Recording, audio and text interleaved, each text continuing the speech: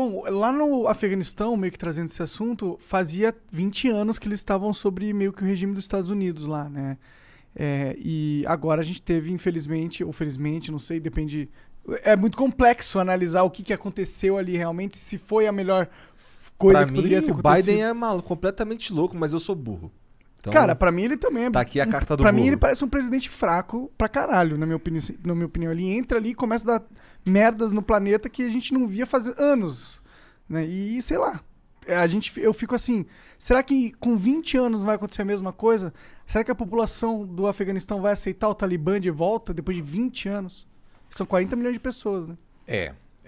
Olha, eu acho que tem dois aspectos que são importantes para a gente lembrar na hora de falar sobre o Afeganistão. O primeiro é que o Afeganistão é muito pobre e tem uma população, eu acho que quase 75% da população vive em partes rurais. Então, quem governa Cabul não controla o resto do país. Então, você tem um país com imensa dificuldade em fornecer bens públicos, que é segurança, saúde, educação, infraestrutura. Então, as etnias nas províncias, eles não têm uma relação com a capital, né? E segundo, é um país numa região super estratégica. Na Ásia Central, há séculos, na verdade, havia interesse das grandes potências em controlar essa região. Então, até no século XIX, já havia uma ocupação britânica e os afegães só começaram a se enxergar como o próprio país porque havia tantas invasões de gente de fora que eles se unificaram temporariamente as etnias do país para tirar o Império Britânico. Aí a União Soviética ocupou o país nos anos 80, ficou lá, foi exatamente o mesmo. Havia um governo comunista, começou uma guerra civil, porque esse governo comunista, com as melhores intenções, eles queriam dar direitos para as mulheres. No Afeganistão. Isso. Foi nos Caralho. últimos 10 anos da Guerra Fria que teve uma grande presença de tropas. E aí, o que os Estados Unidos fez? Começou a armar a oposição.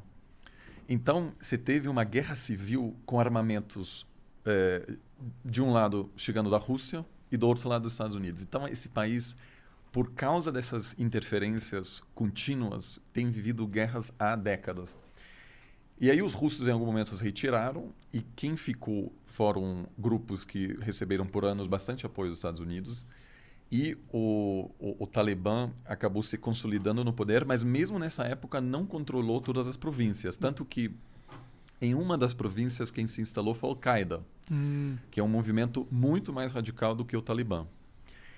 Só que Osama Bin Laden, de Al-Qaeda, dava algum apoio ao Talibã e aí tinha algum arranjo, vamos dizer, pragmático entre os dois. Quando o Talibã ficou sabendo que a Al-Qaeda queria atacar Nova York, o Talibã não quis e diz, olha, gente, isso é complicado porque os Estados Unidos podem atacar a gente. Só que aí o cálculo do Talibã foi que era mais perigoso confrontar Osama Bin Laden do que os Estados Unidos. Caralho. Porque havia algum cálculo... mas na verdade até acertaram, porque esses líderes estão vivos hoje. Da Al-Qaeda? Não, do Talibã. Fugiram para Paquistão, os Estados Unidos entrou, ficou 20 anos, saiu, e os mesmos casos voltaram. Se eles tivessem nessa época confrontado Osama Bin Laden, talvez eles não estariam vivos hoje. Pode crer. Então, basicamente, você tem um país muito fraco que apresenta um grande vácuo de poder, e como na física... E é um vácuo constante, né? Você tem atrai potências de fora que querem controlar aquilo.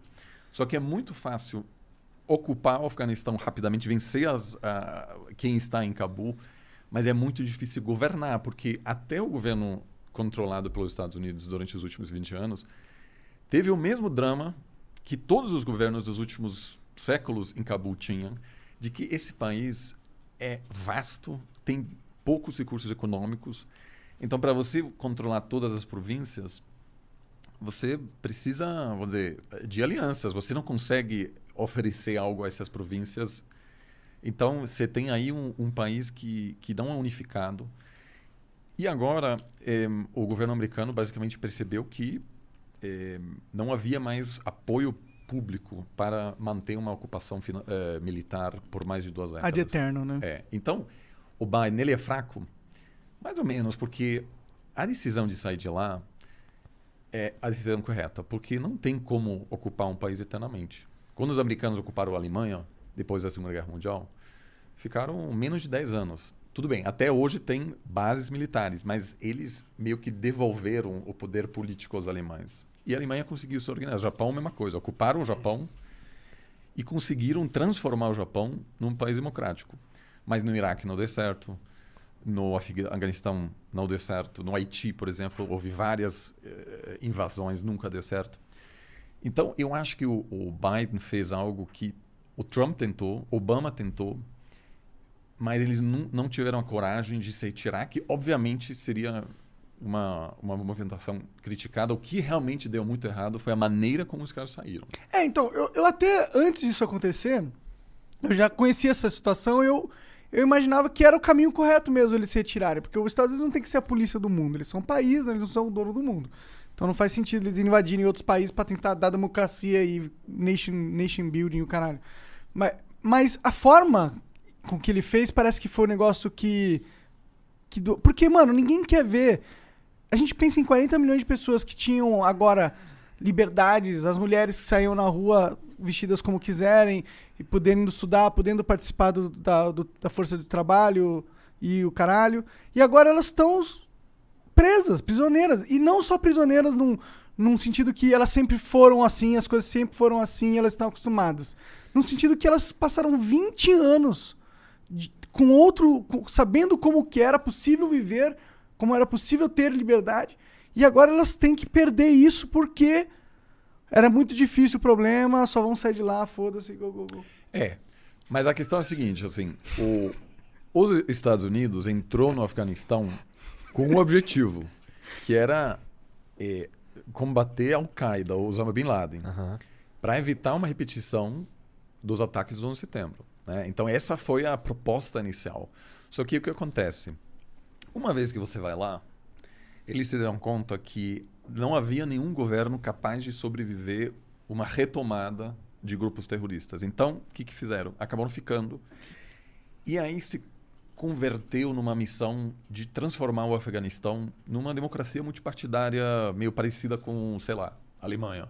E havia uma grande conferência que por acaso aconteceu na Alemanha, em Bonn, logo depois dos ataques, quando a OTAN estava dizendo vamos ocupar o Afeganistão.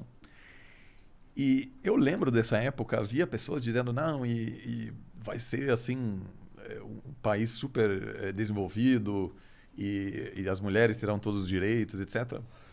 Mas havia uma arrogância enorme em relação à capacidade do Ocidente em transformar uma sociedade milenar.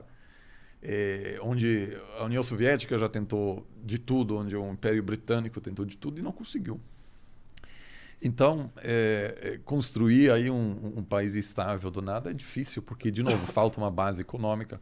O Afeganistão é o principal fornecedor do mundo de ópio, que é um produto ilegal, para comércio internacional muito difícil. Então, é um país que, enfim, vive ainda de ajuda econômica. Então, eles se atrapalharam aí e ficaram por inércia. Obama quis sair, mas como era um presidente jovem, com pouca experiência internacional, os generais disseram, olha, você não entende muito bem do assunto, a gente dá mais um aninho aqui, e ele acabou sendo convencido pelos próprios generais de que era melhor ficar no Afeganistão. Entendi. Mas aí a população americana não apoia mais e... Isso são ciclos, né? Os Estados Unidos também ficaram muito tempo no Vietnã, mas também tem uma questão que é inevitável, que a gente está se aproximando, já estamos, na verdade, no mundo asiacêntrico. Né? A China está preenchendo esses vácuos de poder, já tem uma economia que em breve superará a economia americana. Então, muitos americanos, com razão, se perguntam por que a gente tem que cuidar, vamos dizer, da segurança internacional quando tem outras potências. Por que é a minha vida que tem que estar ali na linha de frente e tal, né? Então tem um cansaço, né? Tem um cansaço de, enfim, de ver... Agora morreram... 13 americanos e 60, 70 pessoas. Né? Então tem isso, assim, o Biden foi eleito com o mandato de sair de lá. Né? E ele está cumprindo e ele tem uma certa coragem. Agora, O Pô, que mas fazer? Será que ele não podia ter falado, ó, daqui 1 ano eu vou sair. Talibã tá indo aí, viu, galera? Ó, vocês têm 1 ano pra se preparar e eu vou sair, viu? Ó, se você quiser sair do país, aí agora é a hora pra você sair, hein? Então, Por que não fez mas isso? eles estão falando isso quase há 20 anos. Nenhum presidente falou, olha, a gente vai ficar mais 20 anos. Que talvez até teria sido uma boa estratégia, porque o Talibã ficou no Paquistão retirado, só esperando. E eles sabiam que em algum momento os americanos iam embora. É a mesma coisa com a Rússia. Eles sabiam que um dia os russos iam cansar. E cansaram. Um dia os britânicos iam cansar. E sempre foi assim. Então, claro, você teve agora 20 anos que para muitas, sobretudo mulheres, foram 20 anos, enfim, muito diferentes. Eles conseguiram frequentar colégio. Muitas mulheres hoje em posições de destaque no Afeganistão. Ativistas e o caralho. Sim, né? tem uma sociedade civil incrível. Que agora não estão conseguindo sair de casa. Eles vão morrer, provavelmente, né? Então, tem uma situação muito estranha agora, porque o Talibã é obviamente um grupo super extremista, mas tem grupos ainda mais radicais, como o Estado Islâmico. Esse ataque que aconteceu agora no aeroporto de Cabul foi contra o Talibã. Então, o Estado Islâmico, que é muito mais radical, que inclusive critica o Talibã como se fosse fantoche americano, porque eles estão negociando com os americanos. Então, o Talibã, por um lado, quer moderar para receber as reservas internacionais que eles têm, que estão presos nos Estados Unidos, né, do Banco Central. Eles querem ajuda europeia. Então, eles fizeram uma campanha de marketing bem legal. Eles estão no Twitter. Eles não estão mais o Talibã dos anos 90. Para liberar ajuda econômica. Só que aí, os soldados mais radicalizados, né, os seguidores, né, vamos dizer, essa galera olha para essa moderação e diz, não, peraí, eu achei que a gente ia explodir tudo, pô. Então, essa galera está começando a migrar para o Estado Islâmico. Entendi. Então, o Talibã sabe que se a gente moderar demais, o Estado Islâmico, que cometeu esse ataque agora, vai tomar conta.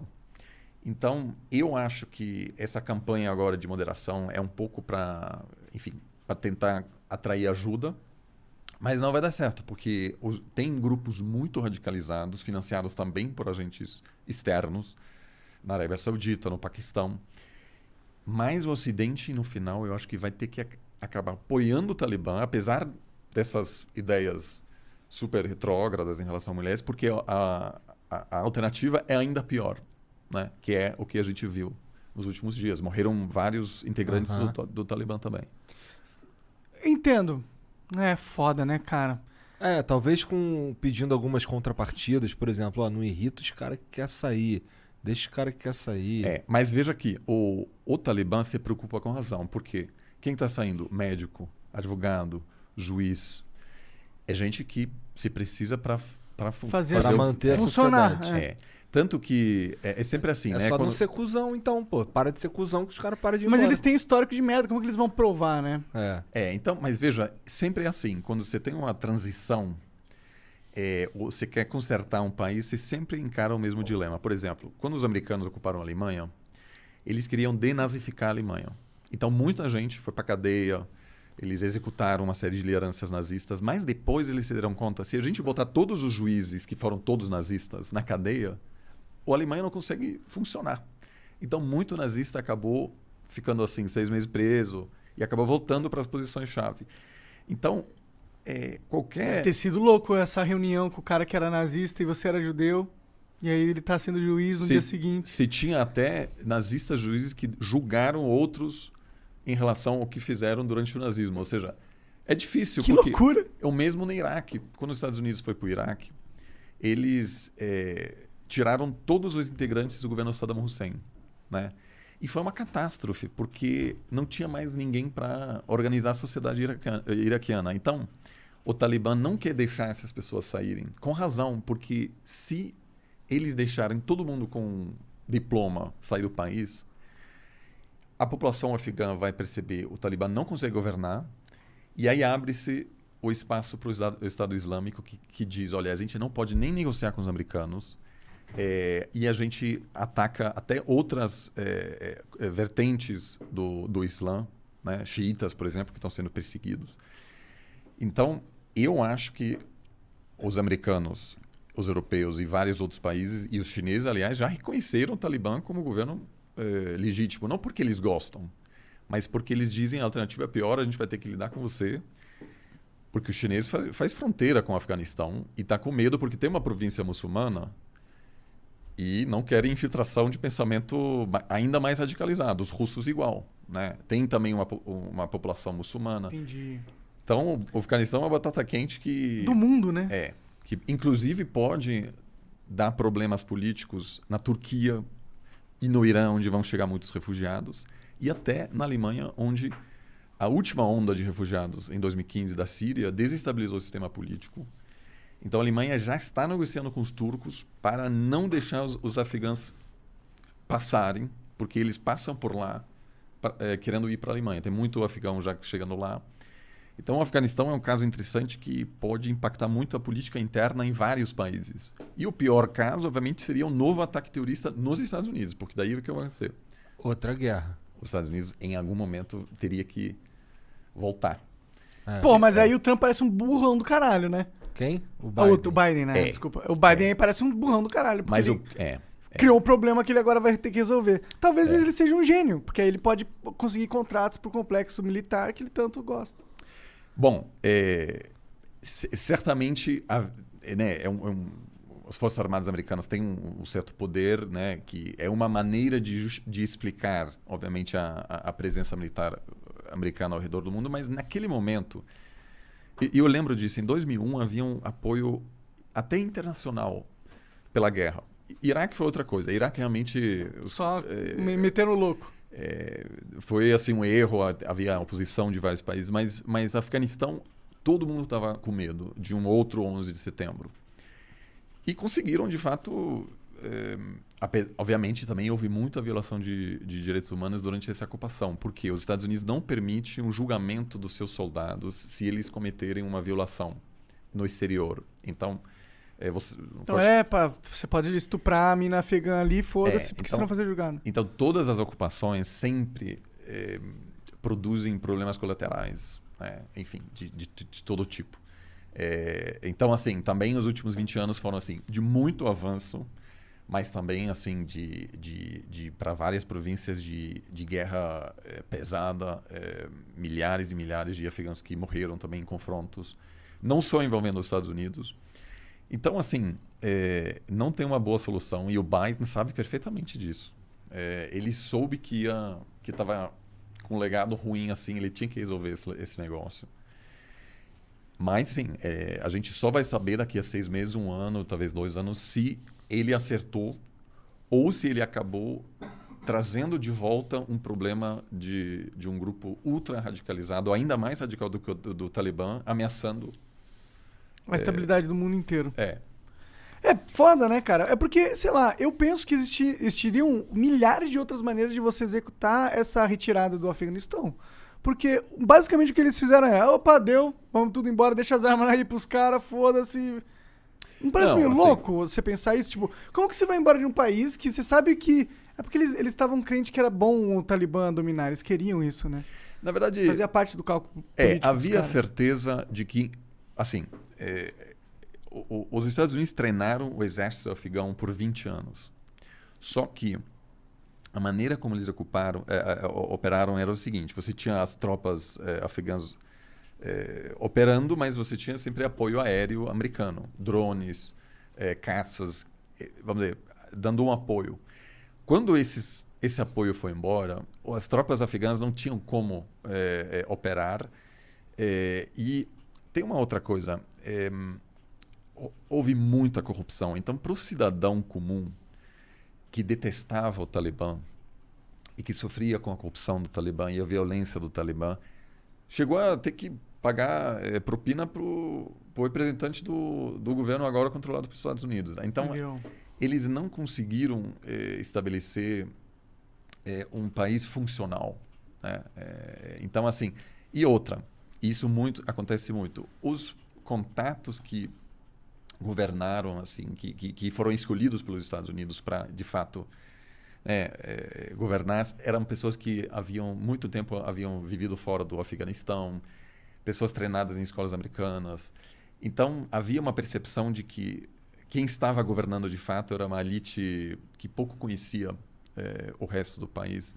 O que explica que, na hora H, quando o Talibã estava chegando, que tem um apoio orgânico, porque aí, o Talibã é um grupo nasceu como um grupo de pessoas muito religiosas, estudantes que querem combater a corrupção e, de fato, quando você vê o juiz sendo pago, que o juiz pode ser comprado, e aí vem um agrupamento que tem um sistema paralelo judiciário, que pode às vezes não ser justo, mas é rápido pelo menos e transparente. Aí tem um encontro, aí toma-se uma decisão. Às vezes essa alternativa é mais atraente do que esse governo corrupto.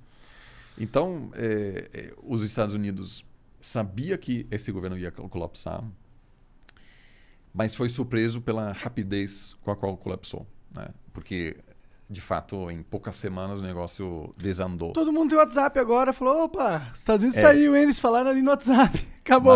Mas eu acho que não sei se tinha uma maneira muito melhor de sair, porque uma vez que você diz, olha, estou indo embora, todo mundo quer sair. Então você vai ter um fluxo enorme de pessoas que vão sair. Os Estados Unidos retirou 100 mil pessoas do país por via aérea nas últimas 2 semanas. É a maior ponte aérea na história. Você vai ter dezenas de milhares de pessoas indo para o Paquistão, para o Irã. Então, uma vez que todo mundo fica sabendo que a principal fonte de estabilidade vai sair, eu acho que não tem o que fazer, porque daí você vai ter um caos que é inevitável. Eu não estou dizendo que... Claro, você não quer justificar que talvez, com certeza foi a decisão correta do Biden essa, querendo excluir qualquer outra possibilidade. Eu entendo. Mas eu realmente acho que existia outra possibilidade. Porque, por exemplo, você poderia fazer essa transição do Talibã. Eles são os caras que as pessoas identificam como que a população acredita que deveria ser o cara que governa. Então faz a transição, você não retira o exército, faz a transição, coloca o Talibã no poder para governar a cidade, tira o teu governo, mantém um exército para impedir o Estado Islâmico de não sei o quê, sei lá. Parece meio como se eles não se importassem com as ramificações das decisões, entendeu? Parece assim, tipo, essa é a decisão certa. E a gente até concorda aqui, eu até concordo que um país não tem que invadir o outro e tomar conta. Deixa os países, cada um cuidar de si. A não sei que o país queira matar todo mundo, deixa ele quietinho ali, entendeu? Mas mesmo assim eu não consigo aceitar que com tanta inteligência que a gente tem, recurso, não sei o quê, não tinha outra forma dos Estados Unidos sair sem com que a gente perdesse tantos avanços, sem com que a gente agora tivesse ameaça terrorista novamente. Pô, eu não sinto com o mundo mais seguro agora. Pra mim parece que o mundo voltou a uma era que eu não via mais faz um tempo. Faz um tempo que eu não via essas... não sei quantos bombardeio no Oriente Médio, bombardeio no Oriente Médio. Parece que ou as notícias pararam de chegar pra mim, ou tinha diminuído bastante o caos ali, né? Eu acho que tem 2 coisas. O primeiro, de fato, hoje, devido à comunicação instantânea, você tem a impressão de que está tendo crise por toda parte, porque você tem acesso que você não tinha antes. Isso foi assim pela primeira vez na Guerra do Vietnã, quando o cidadão americano estava vendo imagens e fala, gente, aquilo é inaceitável, moralmente indefensável que os nossos soldados estão fazendo. Porque tinha jornalista tirando foto de massacre de civis. E aí foi a primeira vez na história que as pessoas que tomam decisões na política externa tinham que, na hora, lidar com a opinião pública. Porque antes, na Primeira Guerra Mundial, Segunda Guerra Mundial, os governos tinham a capacidade de moldar o discurso e explicar o que estava acontecendo. Então, a Alemanha, Segunda Guerra Mundial, a população ficava sabendo das notícias por parte do governo, que estava moldando narrativa. Então, quando perdeu uma batalha em Stalingrad, o governo alemão falou, olha, isso aqui não quer dizer nada, porque agora é guerra total, então vamos... Mas hoje não. Então, os governos têm menos capacidade de controlar o discurso, porque você está vendo tudo o que acontece, ao vivo, né? Então, eu também acho que isso gera uma pressão enorme, porque um chanceler agora, um ministro de Relações Exteriores, precisa responder imediatamente sobre o que fazer. Mas, sobretudo em momentos de confronto armado, é impossível, às vezes, saber exatamente qual será o caminho, né? Então, eu acho que tem isso. E a outra questão é que a gente agora está em momento de transição de um mundo liderado pelos Estados Unidos, que é um mundo que a gente chama de, né, unipolar, só uma grande potência, que por definição não pode haver confrontos entre grandes potências, porque só há uma.